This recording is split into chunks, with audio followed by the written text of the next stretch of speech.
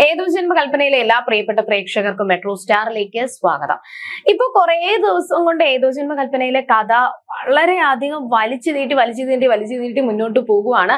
ഒരു 3 ആഴ്ചയായി, 3-ൽ കൂടുതൽ ആഴ്ചയായി അശ്വിനെ തട്ടിക്കൊണ്ടു പോവുകയും പിന്നെ അശ്വിനെ കണ്ടെത്താനായിട്ട് ശ്രുതി പിന്നാലെ നടക്കുകയും പിന്നെ മനോരമ വരുന്നു, എനിക്ക് ശ്രുതിക്ക് സഹായമായിട്ട് വരുന്നു, പിന്നെ അശ്വിനെ കണ്ടെത്താനായിട്ട് ശ്യാമിനെ തന്നെ ഇതിൽ കരുവാക്കുന്നു. അങ്ങനെ ഈ കാര്യം തന്നെ ഇങ്ങനെ റൊട്ടേറ്റ് ചെയ്ത് പോകാൻ തുടങ്ങിയിട്ട് നാള് കുറെ ആയി. എത്രയും പെട്ടെന്ന് നമുക്കിങ്ങനെ ഈ സീരിയൽ ലാഗ് അടിപ്പിച്ചുകൊണ്ടിരുന്നു കഴിഞ്ഞാൽ കാണുന്നത് നമുക്ക് പോലും ബോറടിക്കും. അതുകൊണ്ട് കുറച്ചെങ്കിലും സ്പീഡ് എപ്പിസോഡ് പോയി കഴിഞ്ഞാൽ, കുറച്ചധികം സ്പീഡിൽ ഓരോ എപ്പിസോഡുകളും മുന്നോട്ട് പോയാൽ കാണുന്നത് നമുക്കും ഇൻട്രസ്റ്റിംഗ് ആയിട്ട് തോന്നും. പ്രേക്ഷകർക്കും എന്റെ ഇതേ അഭിപ്രായമാണോ എന്ന് തീർച്ചയായിട്ടും കമന്റ് ചെയ്യുക. എന്തായാലും വളരെ സംഘർഷം നിറഞ്ഞ നിമിഷങ്ങളിലൂടെ തന്നെയാണ് കഥ മുന്നോട്ട് പോകുന്നത്. ഇപ്പോഴും അശ്വിനെ കണ്ടുപിടിക്കാനായിട്ട് ശ്രുതിക്ക് സാധിച്ചിട്ടില്ല. ശ്യാമിന്റെ കയ്യിൽ നിന്നും ശരിയായിട്ട് ഒരു തെളിവും തന്നെ ശ്രുതിക്ക് കിട്ടിയിട്ടില്ല. അശ്വിൻ എവിടെയാണെന്ന് കണ്ടുപിടിക്കാൻ തക്ക രീതിയിലുള്ള തെളിവുകൾ കിട്ടിയിട്ടില്ല.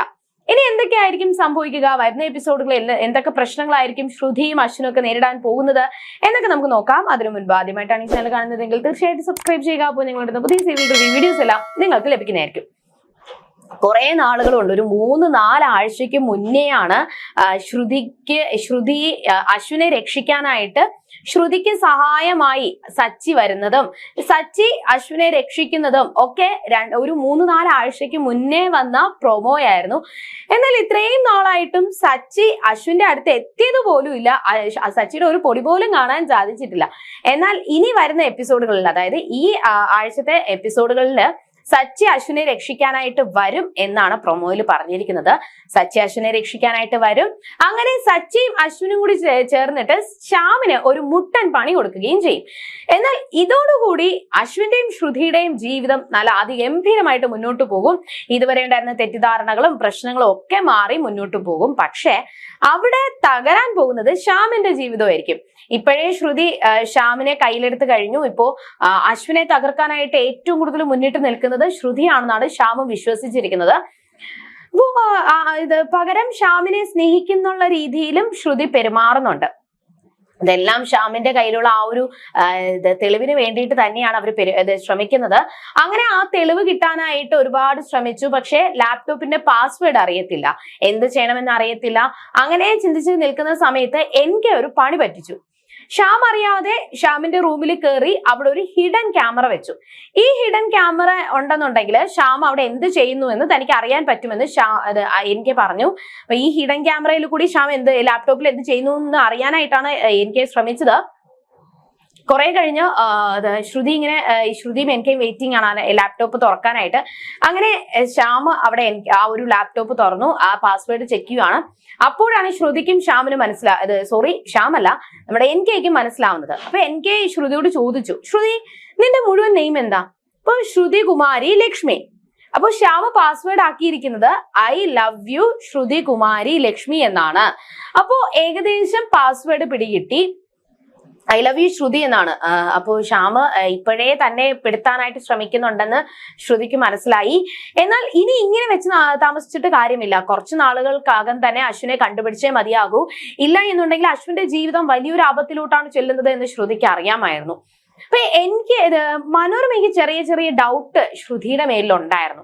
അങ്ങനെ ഇരിക്കുന്ന സമയത്ത് ശ്യാമുമായിട്ട് ശ്രുതി കുറെ സംസാരിച്ചു. അങ്ങനെ പുറത്ത് നിൽക്കുന്ന സമയത്ത് ശ്രുതി ഒരു ഫയലിൽ കുറെ പേപ്പറുകൾ, ഡിവോഴ്സ് പെറ്റീഷന്റെ പേപ്പറുകൾ കൊണ്ട് ശ്യാമിന്റെ അടുത്ത് ചെല്ലുകയും എന്നിട്ട് നിങ്ങൾ എത്രയും പെട്ടെന്ന്, ഇനി ഇങ്ങനെ വെച്ച് താമസിച്ചിട്ട് കാര്യമില്ല, നിങ്ങൾ എത്രയും പെട്ടെന്ന് ഡിവോഴ്സ് പെറ്റീഷനിൽ നിങ്ങൾ ഒപ്പിടണം, അഞ്ജലിയെ നിങ്ങൾ ഡിവോഴ്സ് ചെയ്യണം എന്ന് ശ്യാമിന്റെ മുഖത്ത് നോക്കി ശ്രുതി പറഞ്ഞു.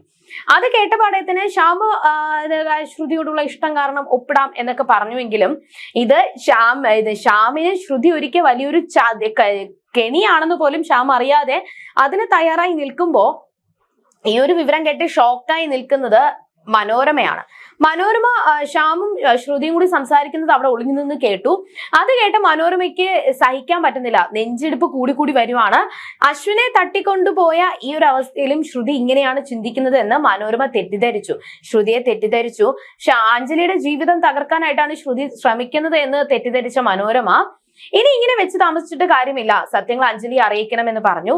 അങ്ങനെ അവിടെ എല്ലാം അഞ്ജലി നോക്കി, ഒരിടത്തും അഞ്ജലി ഇല്ലായിരുന്നു. അങ്ങനെ നോക്കുമ്പോൾ അഞ്ജലി അമ്പലത്തിൽ പോയിരിക്കുകയാണെന്ന് അറിഞ്ഞ മനോരമ നേരെ അമ്പലത്തിലേക്ക് പോയി. അമ്പലത്തിലേക്ക് പോയതിനു ശേഷം അഞ്ജലിയെ കണ്ടു. എന്നിട്ട് അഞ്ജലിയോട് പറയുവാണ്, അഞ്ജലി ബേബി, എനിക്ക് ഇത്രയും നാൾ നിന്നോട് ഒരു കാര്യം പറയണമായിരുന്നു, പക്ഷെ ഇത് സാധിച്ചില്ല. എന്നാൽ ഇപ്പോ എനിക്കിനി പറയാതിരിക്കാനും എനിക്ക് പറ്റത്തില്ല. ശ്രുതി നമ്മളെ എല്ലാവരെയും ചതിക്കുമായിരുന്നു. ശ്യാമിനോട് ഒരു ഫയലും പേപ്പറുകളെല്ലാം കൊടുത്തതിന് ശേഷം അവളെ ഭീഷണിപ്പെടുത്തി അഞ്ജലിയെ ഇന്ന് തന്നെ ഡിവോഴ്സ് ചെയ്യണം എന്ന് അവൾ ആ ഒരു പേപ്പറിൽ ഒപ്പിടാനായിട്ട് ആവശ്യപ്പെട്ടിരിക്കുകയാണ്. ഇത് കേട്ടപ്പോൾ അഞ്ജലിക്ക് വിശ്വസിക്കാൻ പറ്റിയില്ല. തന്റെ കുഞ്ഞന്റെ ഭാര്യയായ ശ്രുതി ഇങ്ങനെ ചെയ്യുമോ, അതും തന്നെ ഒരു ചേച്ചിയെ പോലെ കരുതുന്ന, താനൊരു അനിയത്തിയെ പോലെ കരുതുന്ന ശ്രുതി ഇങ്ങനെ ചെയ്യുമോ എന്നുള്ള ഒരു സങ്കടമായിരുന്നു അഞ്ജലിക്ക്. സത്യാവസ്ഥ എന്താണെന്ന് അറിയത്തില്ല. ശ്രുതിയോട് ചോദിച്ചറിയാനായിട്ട് തന്നെ അഞ്ജലി തീരുമാനിച്ചു. എന്നാൽ അവിടെ സ്തംഭിച്ചു പോയ അഞ്ജലി നേരെ വീട്ടിലേക്ക് പോകുകയാണ്. എന്നാൽ ഇതെല്ലാം തന്റെ ഭർത്താവായ അശ്വിനെ കണ്ടെത്താനായിട്ട്, ശ്യാമ ഒരുക്കി ചതിയിൽ നിന്നും അശ്വിനെ രക്ഷിക്കാനായിട്ടാണ് ശ്രുതി ഇതെല്ലാം ചെയ്യുന്നത് എന്ന് ആർക്കും തന്നെ അറിയത്തില്ല. ഇതിനിടയിൽ ശ്രുതി പറഞ്ഞ വിവരങ്ങളെല്ലാം വെച്ചിട്ട് സച്ചിൻ അശ്വിനെ കണ്ടെത്താനായിട്ട് ആ ഗോഡൌണിലെത്തി. അവിടെ എല്ലാവരെയും അടിച്ച് റൊട്ടിയാക്കി അശ്വിനെ കൊണ്ട് രക്ഷപ്പെടാനായിട്ട് നോക്കുവാണ്. അതിനിടയിൽ സച്ചി ഉപദ്രവിക്കാനായിട്ട് കുറെ ആൾക്കാർ വന്നപ്പോ അവരെയും കയ്യേറ്റം ചെയ്ത്, അതും സച്ചിക്ക് വേണ്ടിയിട്ട് അശ്വിനാണ് അവരിൽ നിന്നും സച്ചിയെ രക്ഷിച്ചത്. അങ്ങനെ അവർ അങ്ങോട്ടും ഇങ്ങോട്ടും പരസ്പരം ഗുണ്ടകളെല്ലാം അടിച്ചൊതുക്കി ആ ഗോഡൌണിൽ നിന്നും രക്ഷപ്പെടുവാണ്. ഇനി എന്തൊക്കെയായിരിക്കും സംഭവിക്കുക എന്ന് നമുക്ക് വരുന്ന എപ്പിസോഡുകളിൽ കാണാം. എന്തായാലും ഇത്രയും ഞാൻ പറഞ്ഞ ഈ ഒരു സംഭവം നടക്കാനായിട്ട് ഇനിയും 2 ആഴ്ചയൊക്കെ വരും എന്നാണ് എനിക്ക് തോന്നുന്നത്.